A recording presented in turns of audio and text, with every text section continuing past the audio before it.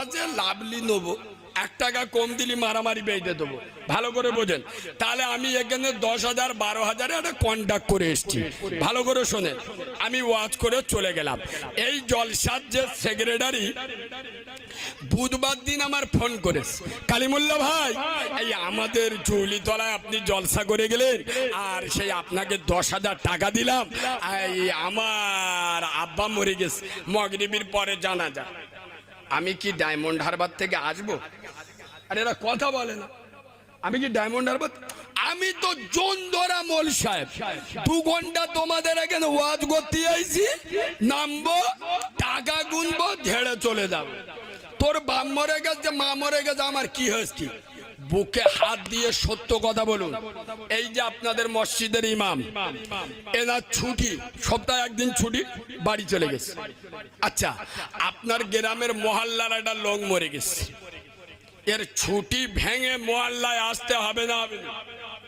আর জোরে বলুন, আসতে হবে না? আমি সেই ইমামের মাইনে কত টাকা? আমি এমনি বলি, মোচর মানে ছানারা নিজের মার ভাত দেয় না, সাউরির পালকি করে নিয়ে যায়।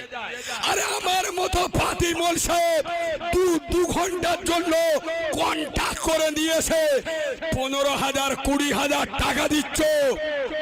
যে ইমাম তোমার মা মরে গেলে পাশে থাকবে, যে ইমাম তোমার বাপের জানাজার নামাজ পড়াবে, তোমার বাপের মুখে মাটি দেবে, তোমার বাচ্চার শরীর খারাপ হলে পাশে দাঁড়িয়ে পানিতে মাথায় ফুঁক দেবে, তার 1 মাস পরে 3,000 4,000 টাকা মাইনে। আর আমার মতো মৌলবি এনে 2 ঘন্টায় 12,000। এ জাতির কপালে শুকনো বজ্রাঘাত পড়বেন, তা কার কপালে পড়বে? কি গো, এই কথাটা আমি ছাড়া বাংলার কোন আলেমের মুখ থেকে শুনেছে? একজন বলেন যে শুনেছি। জানে এত বড় সত্য কথা বললে দোকানে ঝাঁপ পড়ে যাবে। শোনেন, আমি নবীর মেম্বারে বসে বলছি, নিজের চোখে দেখেছি। সারা রাত ওয়াজ হচ্ছে, 5টা বক্তা এসে তাদের 95,000 টাকা দিল। সকালবেলা ইমামের হাতে 500 টাকা দেয়নি। তোদের জলসা গাজনের থেকে খারাপ, লিখে নাও, তোদের জলসা জাহান্নামের গাড্ডা হয়ে যাবে, লিখে নাও। এই আব্বা, শুক্রবার মসজিদে নামাজ পড়তে যাবেন, পকেট করে 50 টাকা নিয়ে যান, 20 টাকা মসজিদে দেন, পারলে 10 টাকা দেন। মসজিদ 2 তলা 3 তলা করতে হবে। কে বলেছে? মসজিদ 4 তলা করতে বাদর বসাতে। যারা মাসে একবার বছরে একবার নামাজ পড়বে তাদের জায়গা তারা দেখে নেবে। যারা 5 ওয়াক্ত নামাজ পড়বে তাদের জন্য মসজিদ করুন।